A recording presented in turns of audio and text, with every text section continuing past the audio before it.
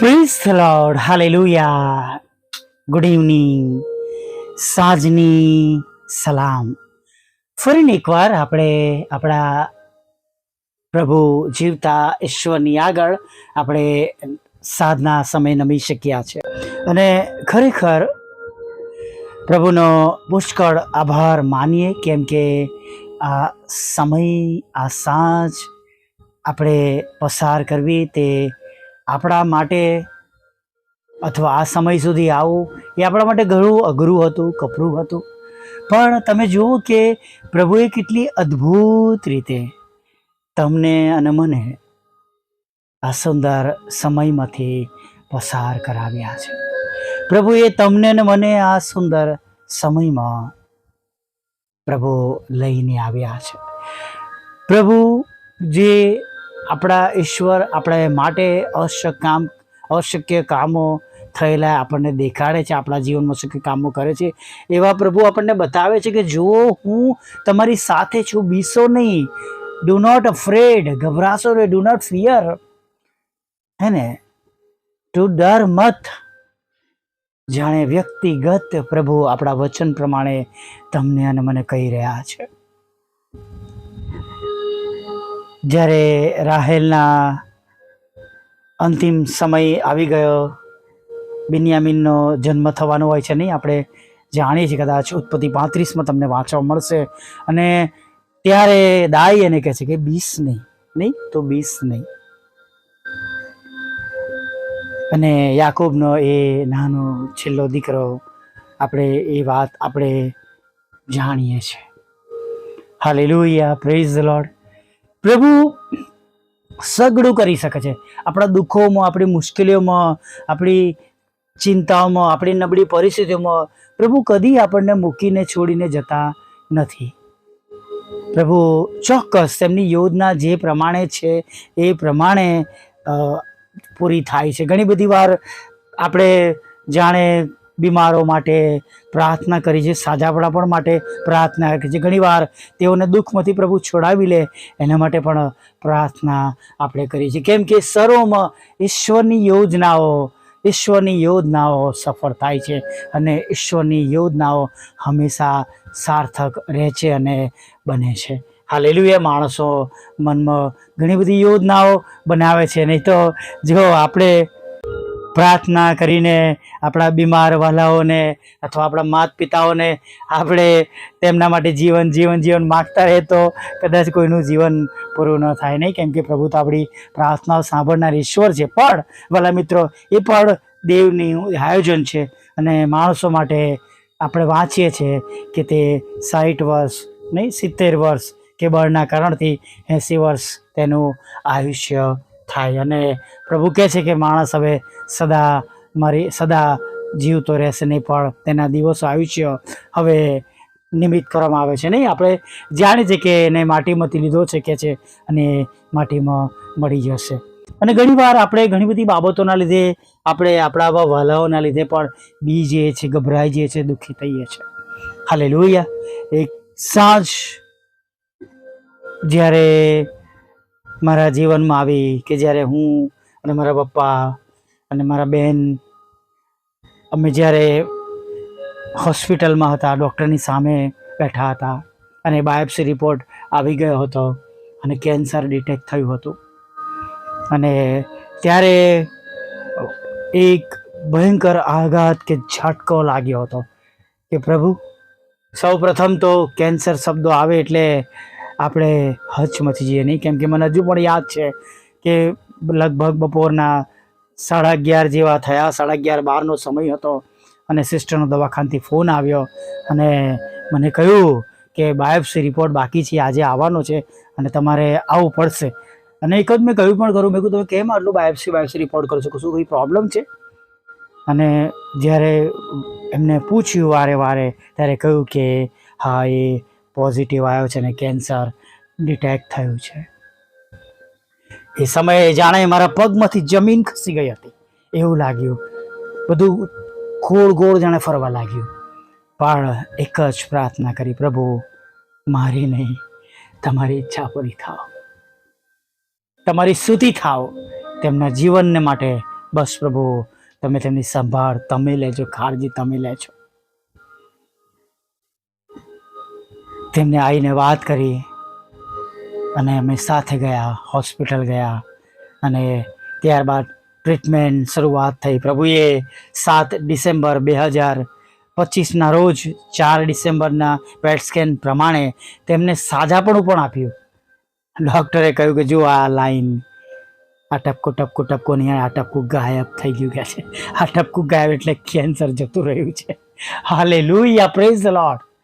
પણ જે પણ ઉંમરના લીધે અથવા ઈશ્વરની ઈચ્છા, ઈશ્વરની યોજના પ્રમાણે તેઓનું જીવન 1 જાન્યુઆરીમાં પૂરું થયું. અને ત્યારે મારા મનમાં હતું કે પ્રભુ હવે આગળ કેમનું થશે?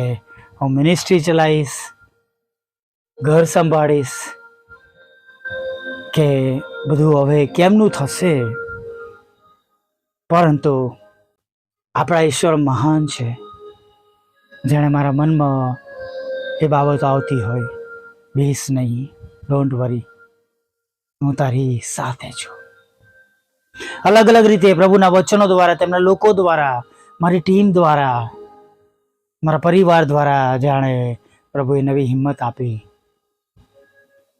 કુટુંબીજનો, વહાલાઓ દ્વારા વાત કરવામાં આવી, બીસ નહીં, ગભરાઈશ નહીં, અમે તારી સાથે છે, હું તારી સાથે છું, હવેથી હું તારી સાથે છું. એવા શબ્દો હિંમત આપતા ગયા. ત્યારે એક માણસ તરીકે આપણને આ બધા શબ્દો હિંમત આપે છે. ત્યારે જ્યારે પ્રભુ આપણને કહે છે તો આપણે કેટલા હિંમતવાન થવું જોઈએ, હે ને?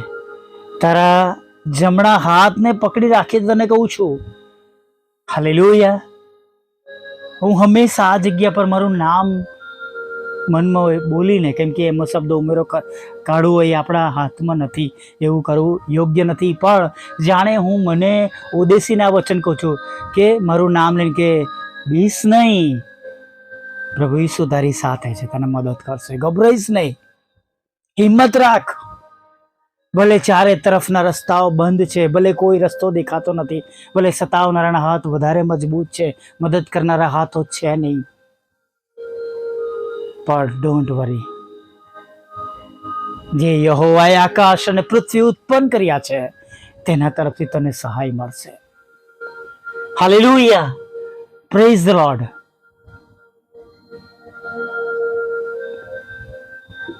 વાલા મિત્રો, તમે અને હું જે પ્રભુ પર ભરોસો કરીએ છીએ, જેમણે 4 દિવસના મરેલા લાજરસને કહ્યું, લાજરસ બહાર આવ, અને લાજરસ બહાર આવી ગયો.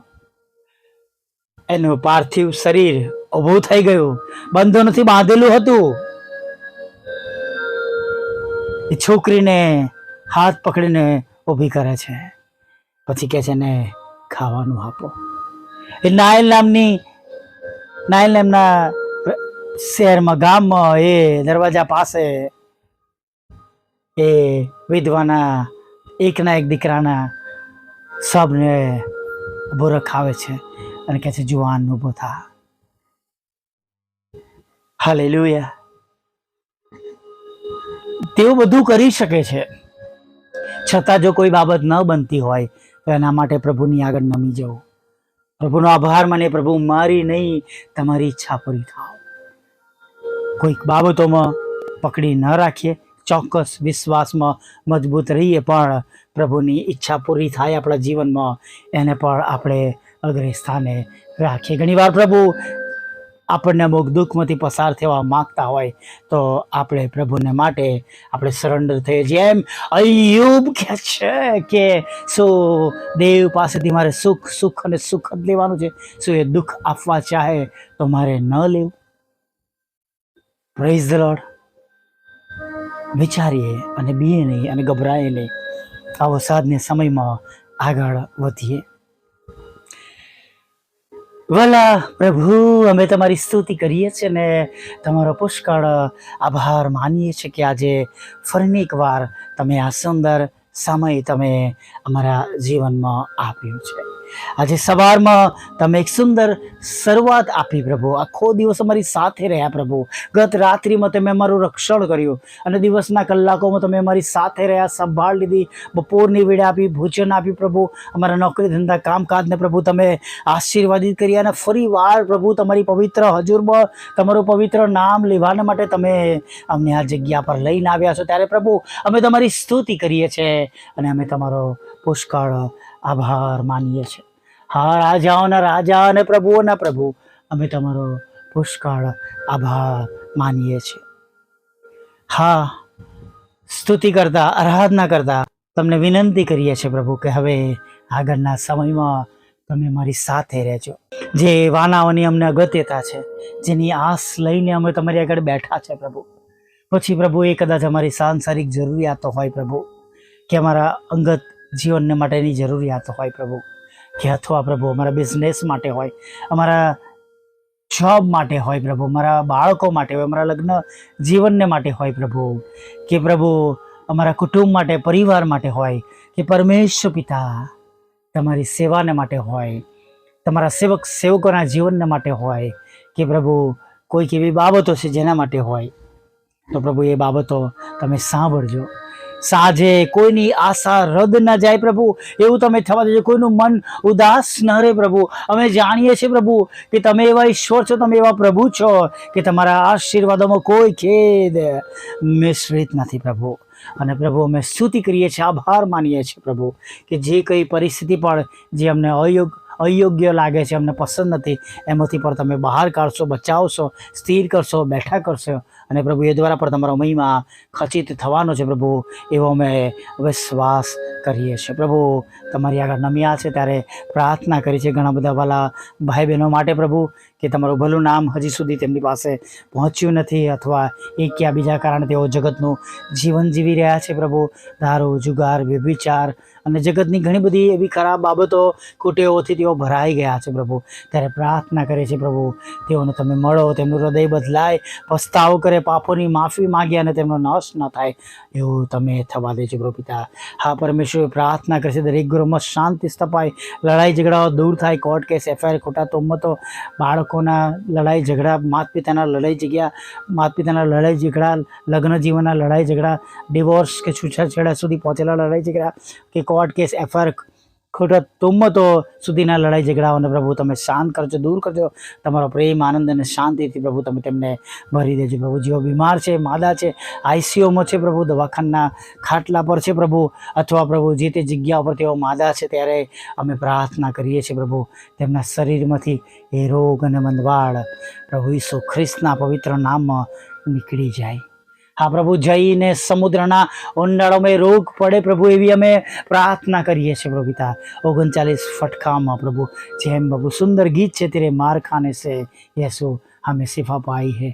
હા પ્રભુ, અને પ્રભુ એ કુરડાના ફટકામાં પ્રભુ તમારા બાળકોના તમામ રોગો આવરી લેવામાં આવે, સાજાપણું મળે, તંદુરસ્ત થાય એવી અમે પ્રાર્થના કરીએ છીએ પ્રભુ પિતા.